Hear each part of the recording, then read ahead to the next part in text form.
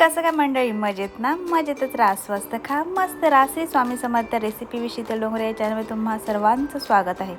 श्रावण महिना आहे तर म्हटलं कंटोळ्याची भाजी तर झालीच पाहिजे. आपल्याला श्रावणाच्या सुरुवातीला कंटोळीचा सीझन संपत असतो, परंतु मला बाय चान्समध्ये कंटोळी मिळाली तर म्हटलं अगदी तेल कांद्यावर टेस्टी अशी कंटोळ्याची भाजी तयार करूया. कंटोळी कापण्याची वेगवेगळी पद्धत आहे. काही उभे काप करून कापतात तर काही असे गोल गोल करून कापतात. असे गोल गोल करून काप केले ना तर आपल्याला आतमधले बिया काढण्यास अगदी इझी जातं आणि कंटोळ्याची भाजी देखील टेस्टी होते.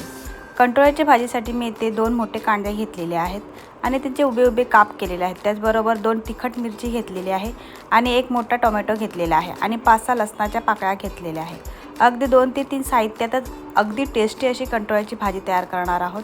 मोहरी अगदी भाजीनुसार टाकलेली आहे, मिरची आणि लगेच लसूण आणि सर्व कांदा टाकून मस्त गुलाबी रंगाचा होईपर्यंत तळून घेऊया. कांदा अगदी ब्राउनिश करू नये, नाहीतर भाजीची चव वेगळी लागते. अगदी थोडासा गुलाबी करून घ्यायचा, कारण की कंटोळी शिजता शिजता देखील मस्त कांदा तळला जातो आणि त्याच भाजीला छान चव लागते. मी इथे आयर्न पॅनचा वापर केलेला आहे. आयर्न पॅनच्या तव्यामध्ये भाजी केली ना अशी मस्त तेल कांद्यावर तर त्याची चव देखील वेगळी लागते. 1 स्पून हळद, अगदी 1 स्पून मसाला टाकलेला आहे. जास्त मसाला टाकायचा नाही, अगदी 1 स्पून इतका मसाला टाकलेला आहे आणि सर्व आपण जे कंटोळी कटिंग करून साफ केलेली आहे ना ती टाकलेली आहे. पाण्याचा हबका वगैरे मारण्याची गरज नाही. वर जर झाकण ठेवून पाणी ठेवलं ना तर त्या पाण्याच्या शिंतरावर मस्त वाफेवर भाजी शिजली ना का त्याची चव अतिशय सुंदर लागते.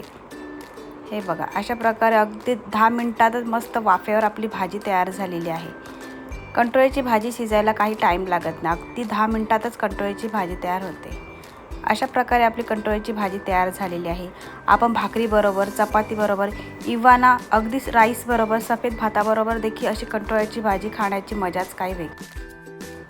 जर का तुम्हाला माझी रेसिपी आवडली असेल तर लाईक, शेअर आणि सबस्क्राईब करा आणि कमेंट करायला विसरू नका.